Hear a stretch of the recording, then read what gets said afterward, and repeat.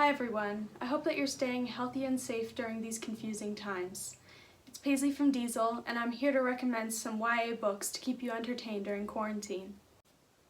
First up, Cinder, the first book of the Lunar Chronicles series by Marissa Meyer. Now, set hundreds or thousands of years in the future, Cinder is not your typical Cinderella story. Narrated by a snarky 16-year-old mechanic, a cyborg, Cinder lives with her abusive stepmother and stepsisters in post-World War IV China. So Cinder's life is already muddled by the fact that at the age of 11, she was in a terrible accident, supposedly, that almost took her life and that took away all her memories. Things get even more confused for Cinder when cyborgs become the scapegoat of a deadly plague that sweeps through the world. But things become deadly when Levana, the manipulative queen of Luna, will stop at nothing to find Cinder for some unknown purpose. Now, the Lunar Chronicles series, each book follows a different fairy tale heroine, from Cinderella to Rapunzel to Snow White to Red Riding Hood. But each book has its own very well-rounded, cleverly written, incredible female heroine who will not wait for a prince. And the settings are incredible too. They feel fantastical in a sense, but almost as if the world could be possible. Save for a few traces of magic, it feels pretty normal, like a world that could exist. I would definitely check out these books if you have any interest in fantasy, sci-fi. They really do feel like Star Wars. If you're a Star Wars fan, they are incredible. Honestly, I own the entire series and a few signed copies, so I am highly recommending my favorite series. Next up is Julie Berry's Lovely War, an exploration of love and loss on the Western Front.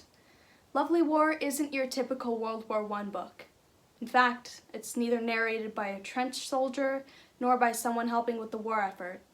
Lovely War is told by Aphrodite, the Greek goddess of love, as she tells the tale to win the respect of the other gods some 30 years after the book's setting. Now, Lovely War follows 4 young individuals: Hazel, a young piano teacher from London; James, a British soldier; Aubrey, an American jazz musician turned soldier; and Colette, a young Belgian woman, as they meet each other and find love during World War I amidst all the pain and loss.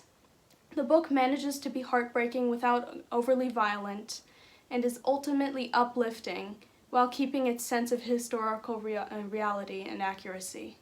I definitely recommend it for fans of romance, heartbreak, and of course of historical fiction and war fiction. Last but not least is Karen McManus's One of Us is Lying. Now, are you a fan of classic 80s movies like, for instance, The Breakfast Club? Prepare to be shocked. Now, one day in detention at Bayview High, there are 4 unusual kids. Bronwyn the Brain would never be caught in detention.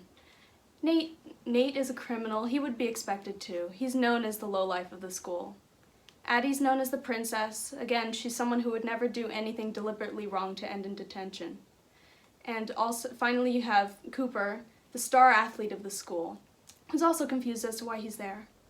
Among the 5 of them is also Simon, the outcast of the school, who's known for running a horrible gossip site. By the end of detention, they won't be sitting together, dating, in love. They won't be the Breakfast Club. Rather, Simon will be dead, and all 4 will be blamed. They'll have to quickly find out who the murderer was, what their intentions were, and whether someone staged the detention to put them all in trouble. It's a really clever read. All of Karen McManus's novels are incredibly well written and will leave you shocked until the last line.